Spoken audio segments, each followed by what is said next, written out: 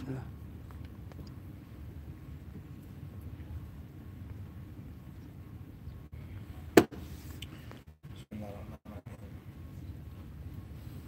Alhamdulillah Rabbil Alameen. Sallallahu wa sallam wa barak ala abdihi wa rasulihi nabiyina wa imamina Muhammad wa ala alihi wa sahbihi wa sallam tasliman kathiran amma ba'd. Assalamu alaikum wa rahmatullahi ta'ala wa barakatuh.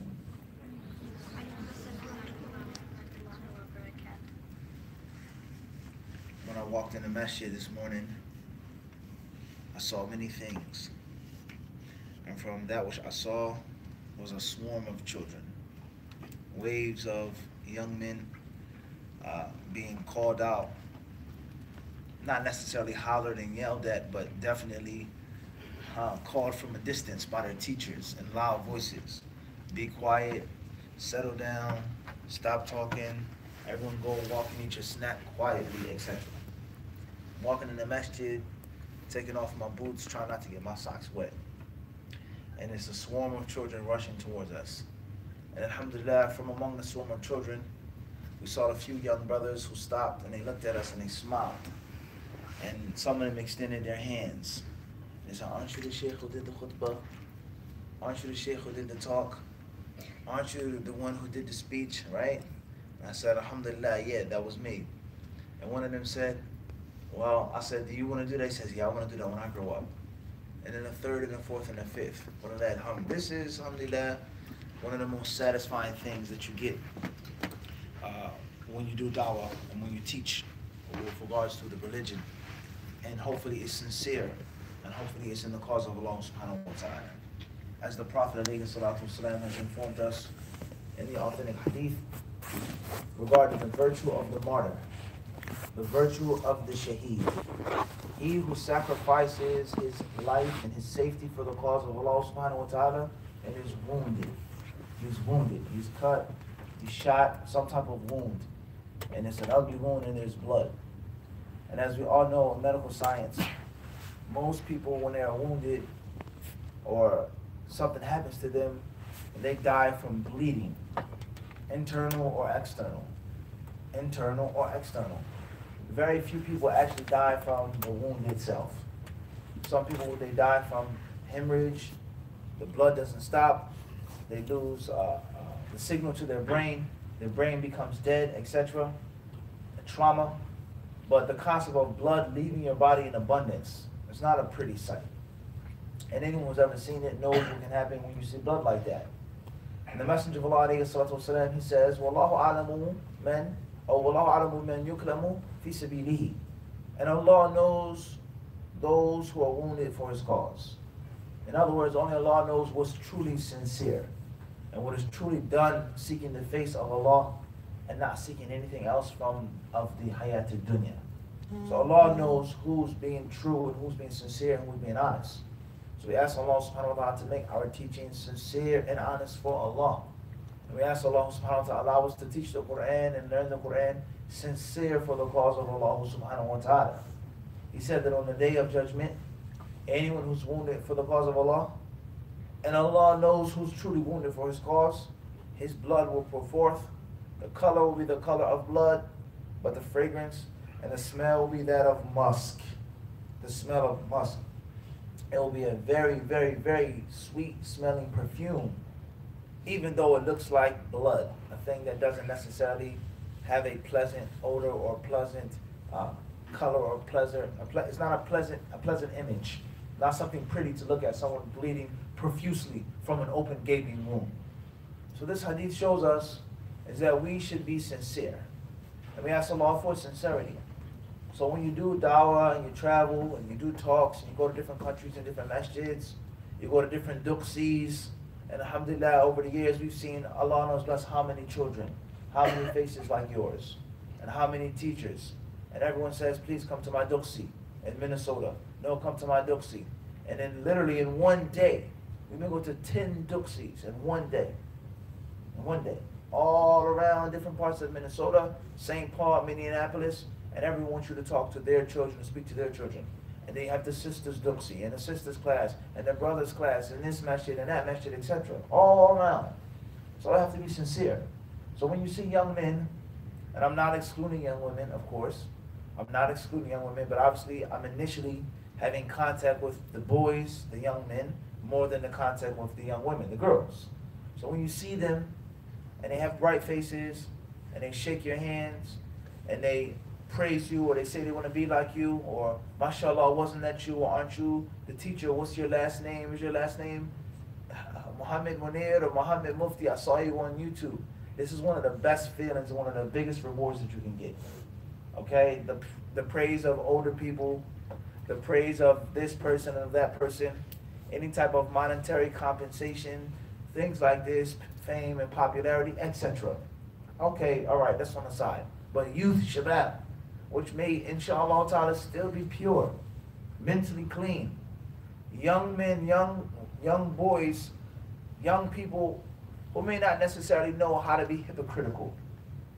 And they may not necessarily know how to be fake, like grown people have the ability to be fake. And they may praise you and they may say something and they really may not feel that in their hearts. Or they may be exaggerating. Or they may just be praising you and lauding you just to look cool and just to fit in. Oh, it's the sheikh. But when you find somebody young and small, smiling and shaking your hand, in most cases it's truly sincere. And bi'idhnillahi ta'ala, it means that you have some type of positive effect on them. Some type of positive impact on them. So what I'm trying to say to you right now, and this is not my talk, I'm trying to say to you this is one of the best feelings that you get, and one of the most gratifying things. When young Muslims walk up to you and they tell you how they feel about you and where they saw you and the positive influence that you may have on them, inshallah ta'ala. Also, as I walked into the masjid and I walked into the library, in the advanced class, we saw two young men wrestling. Two young brothers engaging in the ancient art of wrestling and grappling. And we gave instruction to the young brothers. He said, what? You're too high. Your leverage is off. There's no way you can beat them standing straight up like a stick like that. You got to crouch down. All right? Khairan inshallah. And alhamdulillah, the teachers and the mu'allimeen, they said, stop wrestling. No, don't wrestle. Wrestle outside. And alhamdulillah, we never told them not to stop wrestling. There's nothing wrong with wrestling. There's nothing wrong with playing around. There's nothing wrong with having fun with your Muslim brother. And perhaps, and Allah knows best, if you get into a debate or an argument or you get into a fight, it may be better to wrestle with your brother than do other things. You guys can agree on this? Such as curse at your brother or say bad things to your sister. Maybe it's best to do it the old-fashioned way. Let's settle this argument with a good old-fashioned what? Wrestling match. And let the best person what? Let the best person win. After you slam me down or you pin me down, khalas. Shake hand, manish, over. Everyone understand this? That's better sometimes than having anger and rage and being upset at your brother, right? And holding a grudge against your brother. And I'm speaking honestly. And that's how things were back in the day. When grown people got into an argument or a major dispute, sometimes they would say, let's go outside and let's have a fair one. Let's go outside and have a fair, basic fist fight. The one who wins, the beef is over. It's done. There's no gun. There's no knife. There is no, I'm eternally going to talk about you. Done. And many times they will be good friends afterwards. They'll be good friends afterwards. So don't think that this doesn't have a place in our Islam. Don't think that this doesn't have a place in our Islam. Settling things in the proper way. Also, young men, and I'm sure young women as well, but young men are full of energy. They're full of energy. They have an excess amount of energy. So sometimes you got to let them get their energy out in a lawful way and in a permissible way. Strength, bravery, courage, and all of these things are praiseworthy traits in young Muslims, specifically young men. It's praiseworthy. And it's not a bad thing. But of course, there's a proper time for every single thing. So I never told you guys to stop wrestling. And if I wouldn't make you guys get in trouble. As long as you do your Quran studies well. And don't forget next time, about the leverage, right? And the legs. Right? Khairan, inshallah. So with that being said, brothers and sisters, may Allah bless you all. I want to remind you of a hadith that's narrated by Abu Hurairah radiallahu anhu, and it's been collected by Imam Ibn Tirmidhi and Ibn Majah and others. The Prophet ﷺ, he said, أكمل المؤمنين إيمانا أحسنهم خلقا وخيارهم خيارهم لنسائهم خلقا أو كما قال عليه الصلاة والسلام. وقال الترمذي هذا حديث حسن. The hadith states that the Prophet ﷺ said, أكمل المؤمنين إيمانا, that the believers who are most complete in their faith, the believers who are most perfect, the best Muslims, the Muslims with the strongest hearts, the Muslims that are the best and closest to Allah, أحسنهم أخلاقا أو أحسنهم خلقا, are the believers who have the best behavior, the believers who have the best character. Those are the best Muslims. Not the smartest Muslims, not the most handsome Muslims or the prettiest Muslimas, not the Muslims who know the most, not the Muslims who have the most money and wealth and who come from the best families, not the Muslims whose fathers drive the biggest cars and have the biggest homes, and whose mothers have the most jewelry and the most expensive pocketbook. The believers who are best, who are most perfect, and who are more fond to Allah are those who have the best behavior, those who behave themselves and conduct themselves in the best way. So just stop and think about this hadith. The Messenger of Allah ﷺ, he did not specify to whom this good behavior is to be shown. He did not specify to whom this good character is supposed to be given to. Is it good character with your Quran teacher? Good character with your mother, your father, your siblings, your classmates, your teachers, the visiting speaker, the sheikh that comes and speaks in your Quran halaqah? Or good character with yourself, respecting yourself, honoring yourself? The Prophet ﷺ, he didn't specify. Rather, he left it general. After he clearly established best character, period. Best behavior, regardless of whom you're dealing with. So first and foremost is Allah subhanahu wa ta'ala. How do you deal with Allah? How do you behave with Allah? What are the things that Allah sees you doing? And what are the things that you try never ever to be caught doing in the sight of Allah subhanahu wa ta'ala? Allah sees all things. What do you allow Allah to see? How do you treat your parents? Do you respect your parents? Do you obey them? And above that, do you honor your parents? Do you make them feel good? Do you tell them, thank you, Abi, Jazakallah khairan, thank you, Ummi, I appreciate you, I love you? Do you give your parents a fuss when they ask you to do basic things? Simple basic things. Do you stomp your feet and suck your teeth if your teacher asks you to sit down, to sit still, to stop talking, to stop wrestling? Huh? Do you respect your classmates? Making fun of people, laughing at people, talking about what someone looks like, your ears, your face, your hair, your haircut, your clothes, your hijab, your kimar, your shoes, your skin color. Everyone understand this? These are things that happen. People make fun of people. You make fun of a child because the child is overweight. Or you make fun of someone because someone is super skinny. Or you make fun of someone, talk about them because they have really dark skin. Or you make fun of someone because someone has pale skin. Or you make fun of someone because of their teeth. You wear braces and your teeth look like this and your eyes look like that. This is a reality. So if you do these things and you don't respect your classmates, then you are not a good Muslim. And if you don't respect yourself, coming to class and making an excuse, I was supposed to memorize, but I was supposed to have the Quran, but I was supposed to do review, but I'm sorry, Sheikh, I forgot, but you don't respect yourself. And if you respected yourself, then you wouldn't embarrass yourself like that in front of your teacher and in front of the people. You should be shamed not to do your homework. You should be scared, you should be afraid to come in and not to have the necessary stuff that you were supposed to review and memorize. All right? It should be shameful in which you have to put your teacher through such a hard time. He has to spend 30 minutes. She spends half of the class getting you guys to sit still, to be quiet, to stop talking and laughing, instead of actually teaching you science and physics and Quranic studies and Islamic studies and geography. All right? So you have to respect the law first and foremost. Avoid the haram acts. And you guys are at an age in which you're not dumb and you're not stupid. Some of you are really small, but many of you are of the age in which you can understand certain things. And you know what's going on outside in the real world. All right? Some of you may have phones or computers in your homes. Some of you have older brothers and sisters, and you see them doing things which you know aren't right.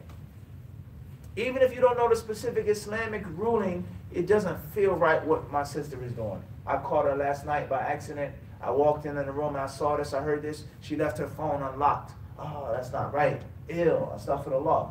You have the age in which you understand certain things, right or wrong. And you're not totally oblivious to 2019. We're not living in Medina. And even in Medina, you have these things. This is Toronto. This is a dunya. This is reality. So you guys have to start understanding now that you have to respect Allah. You got to respect Allah subhanahu wa ta'ala. You have to do what Allah asks you to do. You have to stay away from what Allah asks you to stay away from. All right? So when it comes to how you dress as young men, how you dress as young women, the hijab that you wear, my young sister, is not because of your parents. Do not wear hijab because of your parents. Don't wear hijab because of your culture. Those are reasons, but that's not the main reason. Wear hijab because Allah wants you to wear the hijab. Because the time will come in which you get older and your father is no longer in charge of you. And your mother is no longer over you. And you can wear whatever you want to wear when you go to college. Or when you go outside, or you get a driver's license. And you go and experience the real world.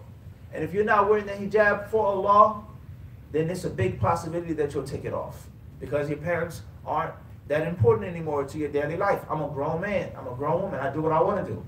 So you have to start realizing that now. I have to respect the laws of Allah subhanahu wa ta'ala. And the reward of respecting Allah is that Allah will help you. And Allah will make you successful. And Allah will deliver you from a situation that you think is impossible to be delivered from. I'm ruined, I'm doomed, I'm stuck, I'm lost. And Allah will make a way out for you. So that's what you got to start realizing right now. When it comes to what you know about Allah, your belief in Allah, when it comes to the prayers, when it comes to fasting. How many of you guys fast right now? Every Ramadan. MashaAllah. Every day? The full day? Or you start fasting and then have a snack at 12 o'clock? I'm hungry. Is fasting over yet? Alhamdulillah, man. I'll bless you all. Huh? Everyone gets hungry when they fast, right? Everyone gets a migraine or gets a headache. Everyone's lips get dry like they had a powdered donut, right? Maybe my lips are dry right now like I had a powdered donut. Huh? This is natural. And that's okay with alhamdulillah. But fasting teaches you discipline. Fasting teaches you self-control. Fasting teaches you the greatest principle of a successful life. And that is sacrifice. Most Muslims, young brothers, I don't know about the young sisters too much, but most of them, they want to be doctors, they want to be engineers, they want to be physicists, they want to be all types of professionals in this field and that field. Similar to their fathers and their mothers, right? If I ask you right now, what do you want to be? What would you say? You don't know? What do you want to be?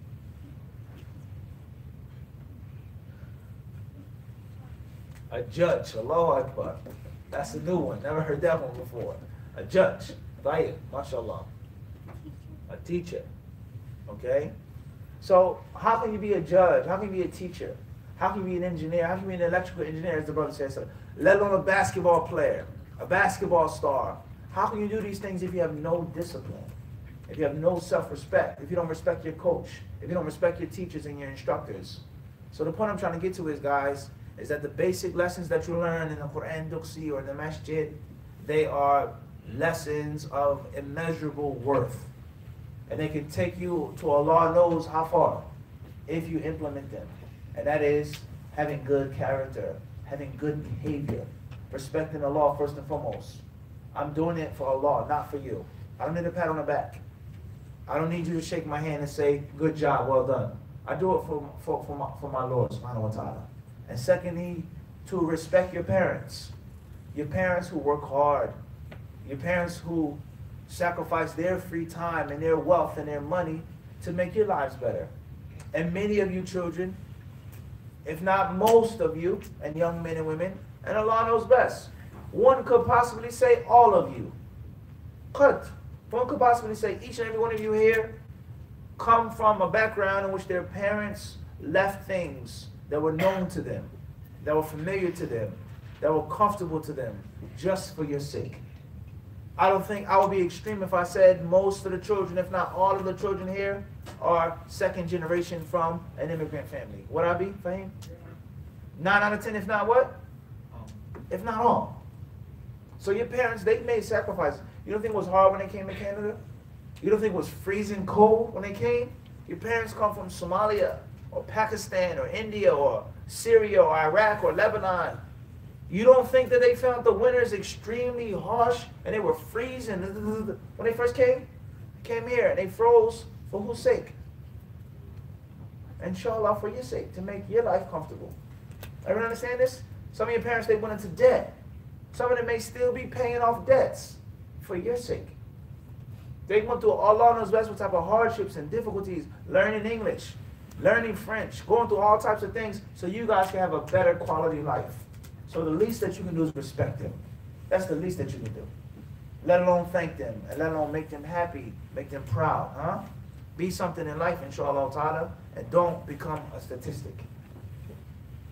Do not become a statistic of Muslim youth who are killed and shot, or Muslim youth who do drugs and alcohol, or Muslim youth who have children before marriage, or Muslim youth who drop out of class and drop out of school, or Muslim youth who are just in the system.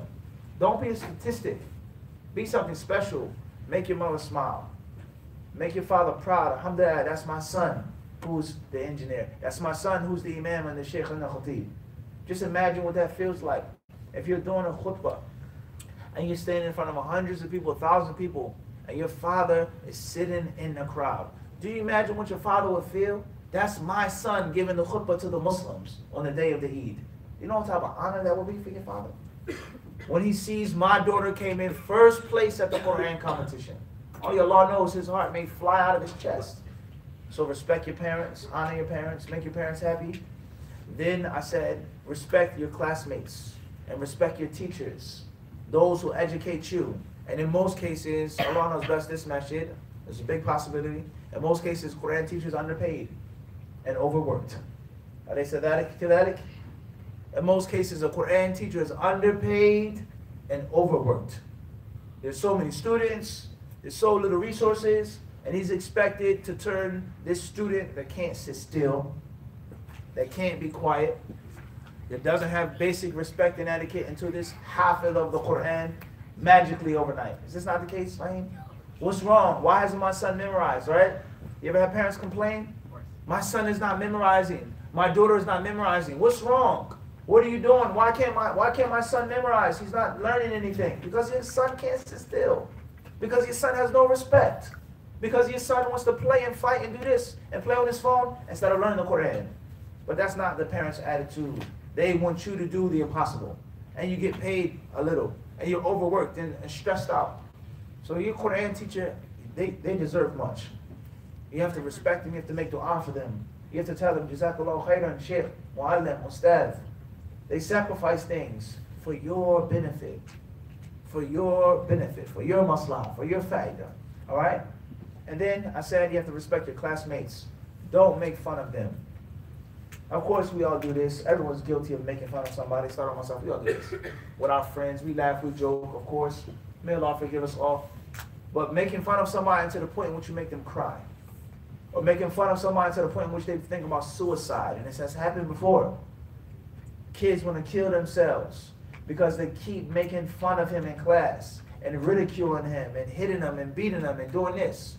Don't do that. Don't mock people. Don't make fun of people to the point in which you make them feel like this. Don't laugh at your brother until you actually hurt your brother's feelings. And he may laugh, he may joke, ha ha ha. But deep down inside, he may be hurting. Oh, everyone thinks I'm ugly. Or everyone thinks I'm fat. Or everyone thinks I'm skinny. Or no one likes me. They say, oh, you're too black. Your skin is black. Or you have funny looking teeth. Or funny looking ears. Or funny looking hair. Or don't do that. Don't make fun of Muslims. We're all Muslims. And Allah Azza wa Jalla, He made us in different ways. Different colors, different shapes, different sizes, different genders. You being skinny, you being big and chubby, you having these ears, you having these eyes, you having this type of hair and that type of hair. Allah made that. So you saying Allah made a mistake? You saying that Allah made something which is ugly and bad looking? And who are you to think that you're pretty? There are women that may be 10 times more prettier than you. Who are you to think that you're tough and you're fast and you're cool? There may be people who have more money than you, who have better looks than you, who can play sports better than you, who are smarter than you. And they may make you cry. So be mindful of what you do to your friends and your classmates. Respect them.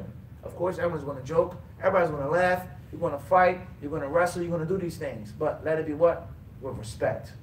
And you may look at it as a far-fetched thing now. Why should I respect him? But when you get older, trust me, you'll see what I'm talking about. And you see how far it would take you in life by being a good comrade. When you apply to that school, they just don't look at your grades. They just don't look at if you can pay the tuition or if you have the loan or the grant. No. They look at you as a person. What type of person are you? Are you a team player? Can you get along with people? What activities have you done in your community? They look at all of these things. Prestigious schools. This is not the case. They look at these things. So if you can't stop making fun of people or laughing at people, you can't respect someone, you're not going to go into no high-end college. You're not going to be no astrophysicist. You're not going to be no chemical engineer. It's not going to happen. You can't be a basketball player if you can't be a team player. You want to be a musician and a rapper. You want to sing. You want to dance. You want to be on TV. Let's keep it real. Do you know how hard the music industry is? Do you know how many musicians who have talent lose their contracts, get thrown out of the studio because they are horrible workers and they can't get along with the engineer? They can't get along with this person or that person. You can't make a song without the engineer. You can't make a song without this mixing, without this person. So akhlaq is something which is universal in Islam and outside of Islam. So that's the point I'm trying to get across. Is that if you're not implementing in Islam, you're not going to be a good Muslim, and you're not going to be a good person in the dunya. Everyone understand the point? These basic lessons are things which are going to help you if you pursue a religious career, and if you pursue other than a religious career. Everyone understand this? And last but not least is to respect yourself. Respect yourself. Respect the nafs that Allah gave you. Respect the talent that Allah gave you. Respect yourself as a young Muslim man. How you carry yourself as a young Muslim woman. Respect yourself. Honor yourself. And never ever dishonor yourself. And when you take drugs, you're not respecting yourself. When you smoke, you're not respecting yourself.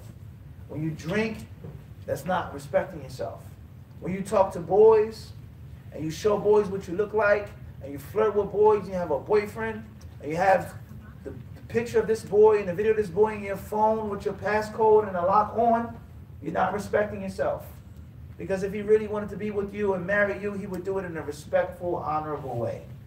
And the same applies to girls. You have girls in your phone. Let's keep it real. 14 years old, 13 years old, 12 years old, 10 years old. You may have bad pictures on your phone or your computer, or your older brother does. Or, unfortunately, your father. He has bad magazines in the house. Your uncle has bad magazines under the bed or under the chair. This is reality. Most young Muslims who become exposed to pornography at a young age, experts say that it comes from an older family member. In the barbershop, your uncle in the basement, somewhere. You're looking at those pictures and that filthy content, it's not respecting yourself. That's someone's daughter. That's someone's mother. That's someone's sister. How would you feel if there was a young man, 14 years old like yourself, that was somewhere looking at your sister and talking to your sister like that and disrespecting your sister? Would you be happy? Would you like that? So why do it to others? So respect of yourself is universal. And that's why it's a famous cliche in the martial arts culture. He who respects his master respects himself. And he who respects himself respects his master.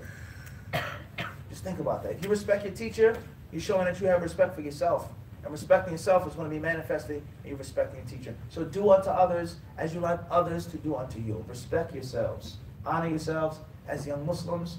And if you do so, I'm more than confident, bi'idhnillahi ta'ala, that to it, you can do it, inshallah ta'ala. I want to see bi'idhnillahi ta'ala bigger and better.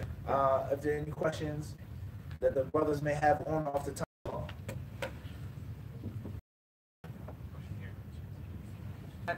If us Muslim youth don't get into the social media industry, there will be other like non-Muslims that will be talking bad about about us on social media.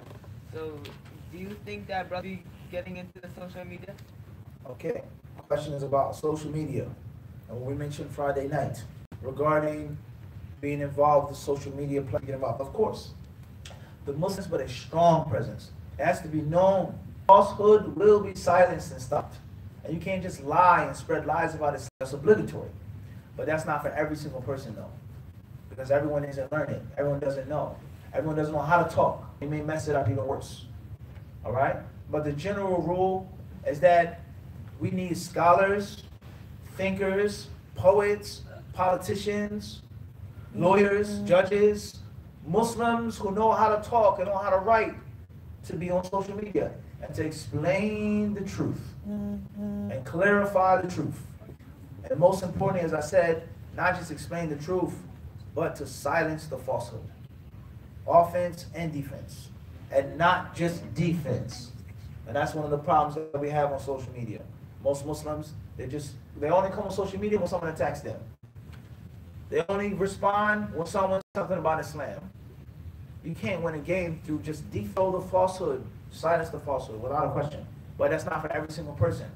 But if you want to do that, even if you're not a scholar of Islam, but you know what you're talking about, then ما هو حكم الاستماع إلى الموسيقى والأغاني أو رقص راقصات الشمال وجزاك الله عني خير الجزاء وعليكم السلام ورحمة الله عنه أنه قال فيما ورد عنه أن العلاقة في القلب لأنه يسير الواحد أو الإنسان يعرض عن ذكر الله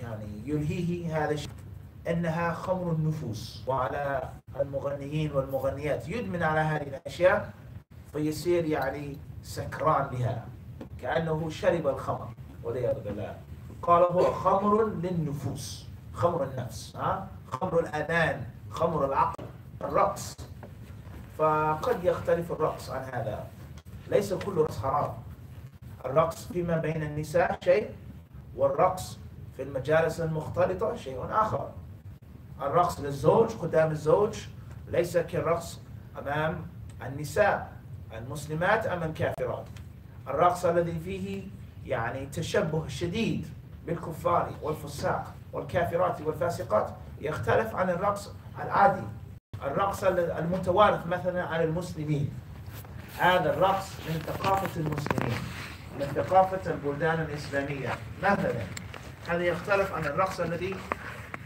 تتقلده المرأة الفاسقة أو الكافرة فمقصودي في هذا الجواب السريع المختصر أنه ثمة تفصيل لمسألة الرقص وأما فيما يتعلق بالموسيقى والأغاني فقد أجبتك بما يقوله جمهور أهل العلم جمهور العلماء من السلف والخلف على هذا القول الذي هو تحريم سماع الأغاني أما فيما يتعلق بأيام العيد وبالأعراس فهذا له يعني تفسير آخر والله تعالى أعلم بالصواب. تفضل. For example, if you get into an elevator and there's men beside you and you're alone in a girl, if you're alone in the elevator and there's many men inside the elevator, is it permissible to go inside it? Or you have to wait for another one? Question is getting on an elevator and you're a girl or sister or Muslimah and there's a man on the elevator or men on the elevator. What should you do? Can you get on? Should you wait, etc.? If it's just you and one man or one boy, then wait. You should wait. If you get on the elevator and there are many boys or many men and you're afraid and you're fearful that someone may try to disrespect you or violate you, then you should also wait. As far as if you get on the elevator and there are boys and men and there are many of them and you feel safe and it doesn't seem like something bad and negative and it's not just two people, then that's one thing. What's important is it's not going to hurt you to wait for another elevator, no matter what the situation is, unless you really, really, really got to go. So, inshallah ta'ala, you have to use your judgment. One person, no. Many people, even if it's girls in the elevator and you feel afraid that something's going to happen to you, don't get on.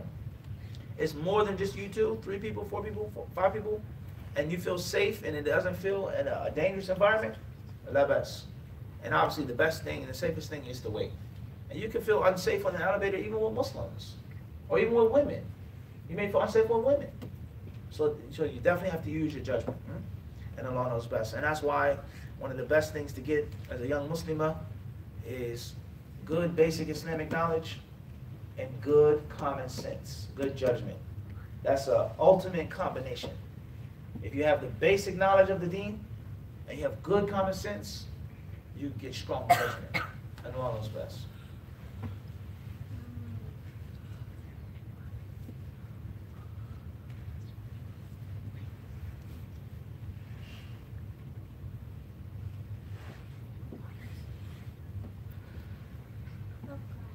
You forgot? Okay, alhamdulillah, there's nothing wrong with forgetting. I forget all the time. Father Akhi. Guys, we raise the right hand only, never the left hand. You should raise your right hand. Father. Why do you have to wrestle with problem? Say that again. Why do you have to wrestle with a problem? Why do you have to wrestle if you do a problem? You don't have to wrestle. You don't have to. It's not obligatory. However, wrestling could be a good thing. It don't have to be a punishment. Or maybe wrestling could be a punishment. In my Quran Duksi, I have the top wrestler. The most skilled, but he's the biggest, strongest. And anyone who misbehaves in the class has to take a few rounds with him. Obviously with safety. No one's neck getting broken or snapped. But I'm telling you, and Allah knows best, if this was implemented, only Allah knows how many people would misbehave. Anyone who doesn't do their homework or disrespects someone or makes fun of someone, he has to take 2 rounds with. What's your name, Akhi? Abu? Abdul. What's your name? Saad. Saad. Anyone who acts up in a class has to wrestle sides for 3 minutes. And you're allowed to slam them. Only Allah knows what effect that would have on the behavior of the young Muslim brothers. But you don't have to. Allah knows best. Tayyib? Khayran, inshallah, khalas? Bismillah. What rulings are there when the young men and women, the girls, they say like bad stuff about each other's mom and the family members, even though they're not agreeing on like small stuff in any of the environment, like the school environment and outside. So like I want the kids to know that what are the rulings of Islam about it, about saying things to other people's family members, like specifically their mom, the mother. Clear. The highest place in Islam. Tayyib. Jazakallah khairan. Talking about somebody's mother and making fun of someone's family. Disrespecting your classmate through their mother. Unfortunately, this is very common cultural practice where we come from. One of the most common jokes is your mama jokes in America. And it's a list of jokes just to make about somebody's mother. Your mother's this, your mother's that, your mom's this, etc. All right, so that's the culture where we come from, the United States. Canada may be different, or our generations, what Nafis, maybe what? Totally different now. But in Islam, if you curse someone's mother or disrespect someone's mother and say your mama's this and your mama's that and your mama's that and your family is this, it is actually you talking about your own mother and disrespecting your own mother. So if you call somebody's mom fat, or someone's mom ugly, or someone's mom this, or someone's mom that, that's what you're saying about your own mother. And cursing your mother is from the greatest sins in Islam. It's to disrespect your parents, let alone curse them and insult them and ridicule them. And that's because if you talk about somebody's mother and say someone's mother is such and such and such and such, the first thing that they're going to do is what? Talk about your mother. Okay, well my mom is too short and your mom looks like this. And if my mom don't have no money, then your mom is ugly. And if my mom is Kevin and your mom is that.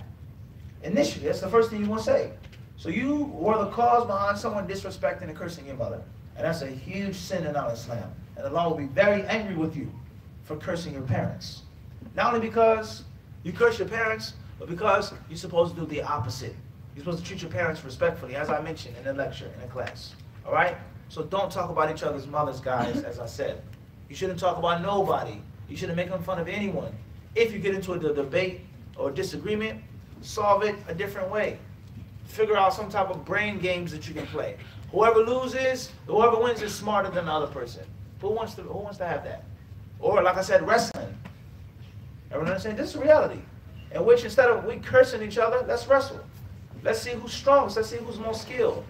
But don't disrespect each other. Don't talk about each other's parents. That is not funny. It's not cool. It's not all right. Huh? It's not all right. And last but not least, what I would say to the teachers, the last thing is, anytime someone is disrespecting someone's mother, or talking someone's background or lineage or appearance, then you have to immediately get rid of it. Immediately. It's not, oh, it's okay. Oh, well, they keep doing it. Oh, he's a good student. Immediately. They have to be punished. They have to be disciplined. Their parents have to be notified immediately. And oftentimes they have to be embarrassed. Call their parents in the middle of the class. Your son is in here talking about someone because they're not from his country. Your son is in the class, in the masjid, reading the law's book, talking about someone's mother. People have to be embarrassed to get the point. But if everything is under the rug, oh, honey, mashallah, no. People, they keep doing it. And something like jahiliyyah is never, ever, you never turn a blind eye to jahiliyyah. Racism and prejudice and disrespecting someone because they're a woman or a man, it is not okay. And the only way of getting rid of it is weeding it out immediately. And it's the same applies to bullying. It's never okay to bully someone. But the teachers, if you keep allowing it to happen, and you don't want to say anything because they're a good student, or you don't want to say nothing because they're influential in the masjid, then it will keep happening. And Allah knows best. What is the ruling on eating people of the book restaurants in Toronto? What's the ruling on eating meat from people of the book in Toronto? Don't eat that meat. Don't go to those restaurants and eat that meat. Eat the meat which is clearly from the Muslims and is clearly, inshallah ta'ala, inshallah, slaughtered in the right way. Don't eat meat from Tim Hortons or McDonald's or Burger King or Pizza Hut or wherever else. Pizza, whatever they have in Canada. Don't eat from those restaurants. Do not eat that meat.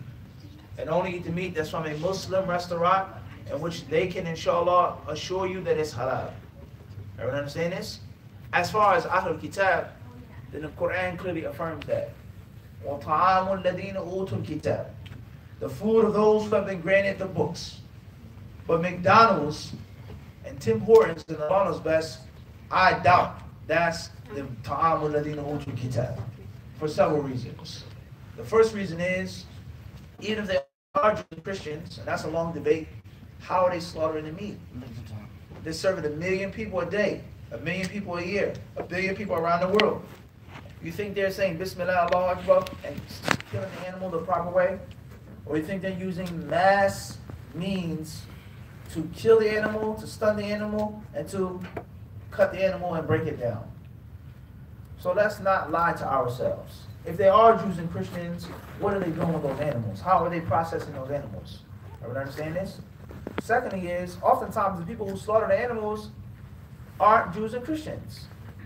Even the people who own the restaurants, they may be Jews and Christians, but the people working in their factories are Buddhists or atheists.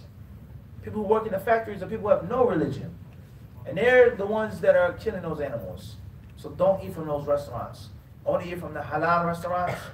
Push come to shove, the restaurants which inshallah ta'ala are kosher, which are certified to be kosher. As far as a normal secular restaurant, do not eat the meat from those places at all. And Allah knows best. JBSK and the 1 and 2 from the Islamic school, they're waiting. طيب خير جزاك الله خيرا نسأل الله وسلم وبارك على عبده ورسوله نبينا محمد.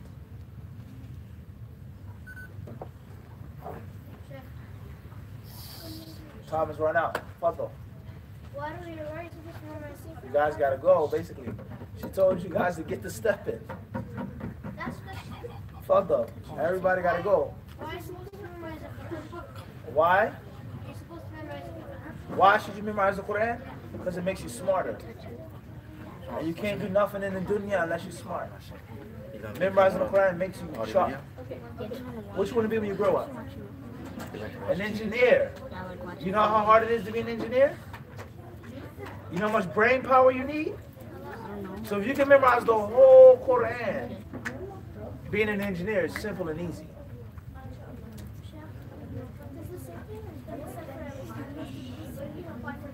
No, fish is different. Fish is different. Fish doesn't have to be slaughtered. Seafood doesn't have to be slaughtered. But how it's prepared, maybe bad grease or pork oil. But in general, fish does not. Fish can eat from a Buddhist, anybody. Clear? Fish does not have to be slaughtered. No problem.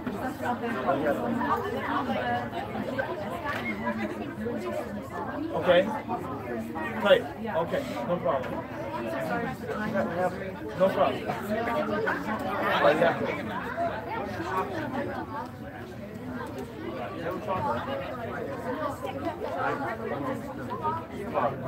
Play with the outer bracket.